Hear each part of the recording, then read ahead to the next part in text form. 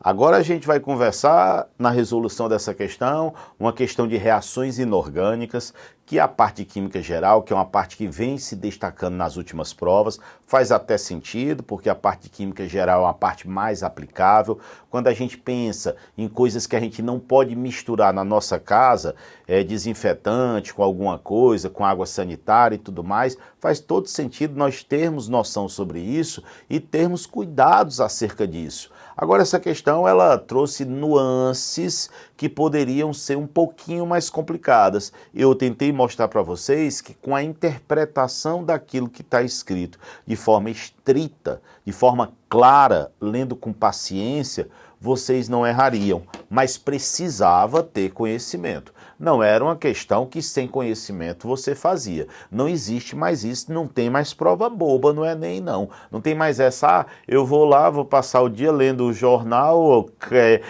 Caras, a Ilha de Caras, e vou fazer. Não vai, tá? Precisa de conhecimento. É um conhecimento profundíssimo? Não. A gente precisa de uma realidade de mundo e a gente precisa disso, que é o que vocês têm de melhor, inteligência. Vamos trabalhar, que hoje é um ótimo dia para você aprender química. Bora! Bom, gente, então nessa questão agora que dividiu opiniões, eu vou pedir uma coisa. Vamos, mais uma vez, usar o nosso poder de interpretação. Eu sempre peço que você acredite um pouco mais em você do que você acredita. Porque às vezes a gente quer fazer algo muito difícil, a gente quer escapar por uma fórmula mágica, quando está escrito. Então, bora fazer assim? Eu vou fazer a questão de uma maneira simples, fácil, e depois eu dou a explicação mais profunda dessa questão. Mas primeiro, bora olhar como você acertaria fácil. Olha o que ele diz. Os riscos apresentados pelos produtos dependem de suas propriedades e da reatividade quando em contato com outras substâncias. Para prevenir os riscos devido à natureza química dos produtos, devemos conhecer a lista de substâncias incompatíveis e de uso cotidiano em fábricas, hospitais e laboratórios, a fim de observar cuidados na estocagem, manipulação e descarte. O quadro elenca alguma dessas incompatibilidades e que podem levar à ocorrência de acidentes. Gente, olhem que esse quadro, ele mostra a substância. Além dele mostrar a substância, ele mostra a incompatibilidade e ele mostra os riscos associados. Então, se vocês observarem, a primeira coisa é ácidos minerais fortes e concentrados. Aí eu sempre também gosto de dizer assim, a gente precisa de um vocabulário da química básica. Ácido mineral quer dizer um ácido inorgânico. É o HCl, é o H2SO4, é o HNO3, são ácidos fortes. Ele diz que se reagir com base forte, se reagir com cianeto e se reagir com hipoclorito de sódio, eu posso ter uma reação enérgica, uma explosão, produção de oxidante forte e um produto tóxico. E depois, ácido nítrico concentrado, aquele foi direto ao ponto, matéria orgânica, reação enérgica, explosão e produto tóxico. Beleza. Considere que houve o descarte indevido de dois conjuntos de substâncias. Agora, bora ler com atenção. Primeiro, ácido clorídrico concentrado com cianeto de potássio. Esse ele está se referindo a essa primeira parte. Eu vou deixar até num forte destaque aqui, ó.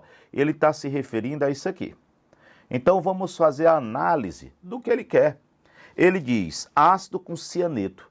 Gente, cianeto é uma das substâncias tóxicas mais famosas que existe.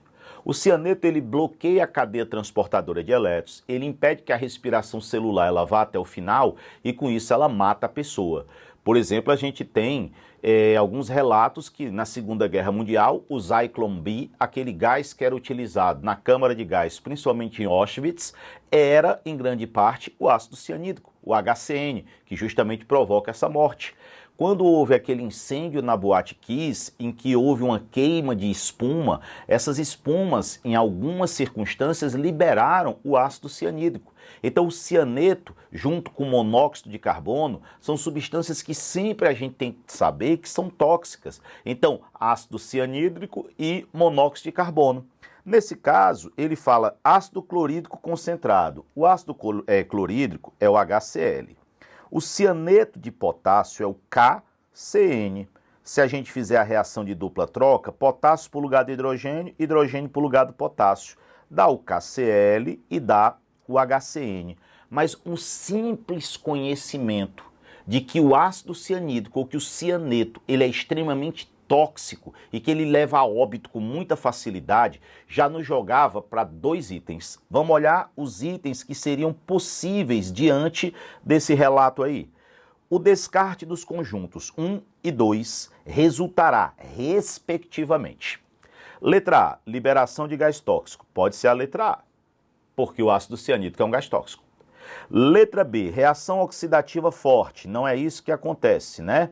A gente tem ali, no caso, a liberação de um gás tóxico. Aí você vai dizer, Michel, mas espera aí, e essa segunda parte, liberação de gás tóxico? Vamos olhar se na 2 ele cita isso.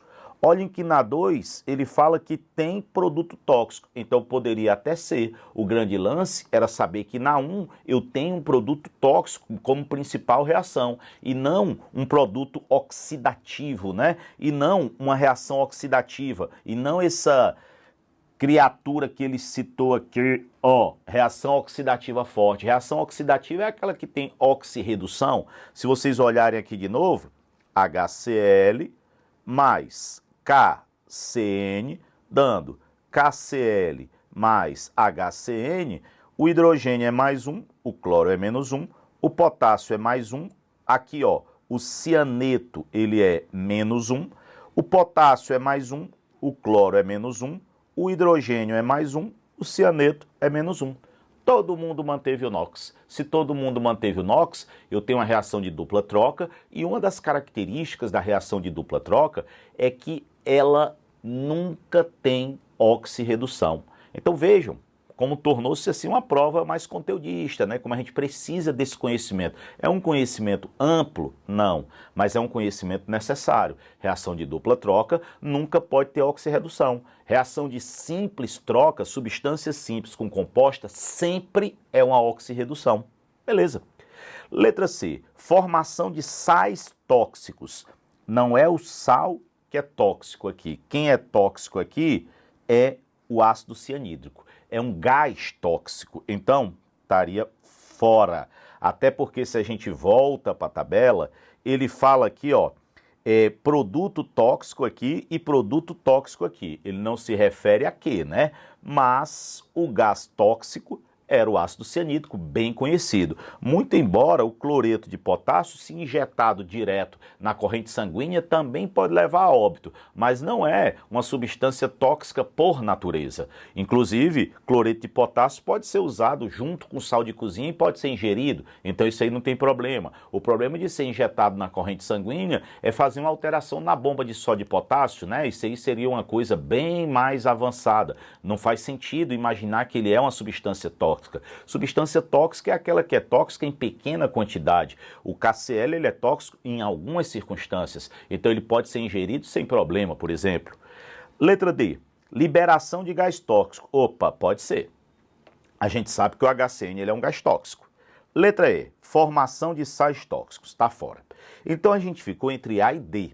Mais uma vez eu vou dizer, não é uma questão fácil. Era uma questão que tinha-se que ler com muito cuidado e tinha-se que ter essa noção que o ácido cianídrico é essa substância tóxica e, como eu disse, principalmente o gás que foi usado na Segunda Guerra Mundial para matar milhares de pessoas, se não milhões, né? Então, essa é a situação. A dúvida vai ficar entre a segunda parte da letra A, que está aqui, ó, reação oxidativa forte, e a segunda parte da letra D de dado, liberação de gás oxidante. Então a gente tem que ver o que é que está escrito na tabela. A gente volta para a tabela e o que a gente percebe é o seguinte, na B tem reação enérgica com explosão e produto tóxico. Reação enérgica com explosão e produto tóxico, se a gente volta lá, em nenhum momento está falando de liberação de gás oxidante. Então a gente tem liberação de substância oxidante na primeira. Olhem como ele fala aqui, ó, produção de oxidante forte. Ele fala isso na primeira.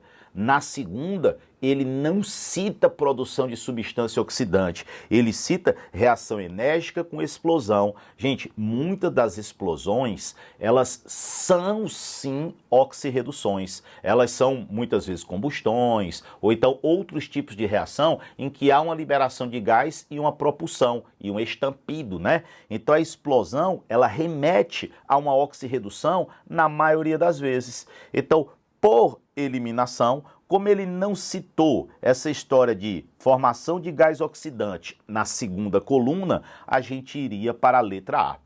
Michel, e classifica essa questão? Com certeza, ela é uma questão de média para difícil. É uma questão que a leitura era muito importante e que eu tenho certeza que com mais paciência, calma e com estudo, por isso que a gente sempre diz, as pessoas que ainda acham que fazer o Enem e não estudar vai dar certo, não vai dar certo. A gente tem que ter aula, a gente tem que ter conhecimento. Aqui eu sempre falo isso para vocês, eu sempre jogo a real. A gente tem conhecimento sobre isso. Eu falo muito sobre essa parte cotidiana, sobre essa parte que toca, que tange o dia a dia. Eu ainda vou fazer aqui uma coisa. Uma das possibilidades de reação, vejam que ele falou que era ácido nítrico, tá? Que era o HNO3 concentrado com a sacarose, C12, H22O11.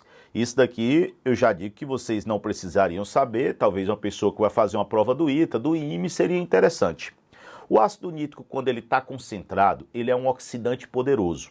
Os dois oxidantes que juntos funcionam muito bem são ácido nítrico, que é um oxidante, e ácido clorídrico, que é um complexante. Cuidado para não ficar preocupado com essas informações, tá? Então, o ácido nítrico junto com o ácido clorídrico formam uma mistura chamada de água régia. Régia quer dizer rainha. Para vocês terem uma ideia, é a mistura de ácidos que é capaz de atacar, inclusive, ouro e platina. Então, o ácido nítrico, dentro dos ácidos, ele é um oxidante poderosíssimo. E quando ele está concentrado, ele produz o NO2. Se você oxidar um composto orgânico, a teoria é que você vai produzir o CO2 e vai produzir a água. Então, essa é a reação. O ácido nítrico concentrado produz o NO2 e quando você oxida um composto orgânico, você produz o CO2 e a água. Isso é uma das possibilidades, tá? Eu também poderia fazer uma hidrólise ácida dessa sacarose e separar em glicose e frutose, por exemplo. Poderia acontecer isso, né? Mas aqui está concentrado e ele falou que é uma reação oxidativa forte. Então, você tem uma oxidação real. A tendência é que seja essa daqui. Vamos aproveitar que a gente está fazendo a questão e estamos revisando e vamos balancear essa equação. O hidrogênio, ele é mais 1. O oxigênio, ele é menos 2. Isso dá menos 6. Para dar 0, aqui é mais 5. O hidrogênio é mais 1. O oxigênio é menos 2. Vejam que dá menos 22 e aqui dá 22. Somando dá 0. Então a média desse carbono é 0. Se a gente olhar o lado direito, ficaria o oxigênio é menos 2, dá menos 4. Para dar 0, o nitrogênio é mais 4. O oxigênio é menos 2, dá menos 4. Para dar 0, o carbono é mais 4. O hidrogênio é mais 1 e o oxigênio é menos 2. Vamos olhar os elementos que tiveram variação de NOx. O nitrogênio, que era mais 5, bem aqui, chegou aqui, ó, percebam que ele é mais 4. Poxa, se ele era mais 5 e ele foi para mais 4, eu posso dizer que a variação de NOx dele foi 1. E o outro elemento que teve variação de NOx foi o carbono. Ele era 0, chegou aqui, ele é mais 4. Pô, se ele era 0 e ele foi para mais 4, a variação foi 4. Só que eu tenho 12 carbonos. Então eu posso dizer que a variação do NOx aqui daria 12 vezes 4, que é igual a 48. Como é que a gente faz? Número de elétrons cedidos é igual ao número de elétrons recebidos. Então eu vou multiplicar isso aqui por 48, vai dar 48, e esse aqui por 1. Então, ó, o 1 vem para cá e o 48 para cá. Agora você ajeita o resto, sem nenhum problema e sem medo, vai dar certo. Eu tenho 12 carbonos. Para ter 12 carbonos, 12. Eu tenho 48 hidrogênios aqui, mas eu tenho 22 aqui, dariam 70. Para ter 70 hidrogênios do lado de cá, aqui vai ter que ser 35. E para ajeitar os nitrogênios, a gente vê, ó, 48 nitrogênios, 48 nitrogênios. Então tá toda balanceada. Se você contar aí o oxigênio, também vai dar certo, também vai dar ok. Isso daqui é uma das possibilidades. Volto a repetir, não é uma questão simples, mas eu quero também saber o que é que vocês acham, né? Que vocês me digam o que é que vocês acham acerca disso daí. Agora, esse tipo de questão, que é interpretativa, misturado com algum conhecimento, é importante que a gente se acostume a fazer. Porque houve essa mudança nesse Enem e a tendência é que isso perdure, que nós tenhamos essas questões que têm conhecimento, mas também tem que ter esse poder de interpretação. Você vê o que está escrito, você conseguir eliminar coisas que não estão ali, você usar isso que você tem de melhor, que é a sua inteligência. Ó, beijo para vocês e a gente tá junto sempre.